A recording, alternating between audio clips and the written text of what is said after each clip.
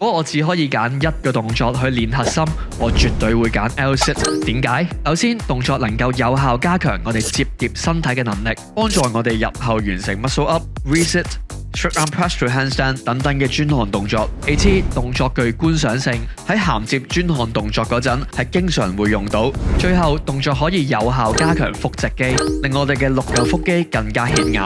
喺做 L-sit 嗰陣，我哋可以先揾一對雙槓，然後先微微沉肩支撐起身體，然後提膝，同時捲腹，想象要摺疊自己個肚腩。如果好穩陣嘅話，就可以嘗試伸展雙腳；如果唔夠力伸直晒，就可以先伸展一半。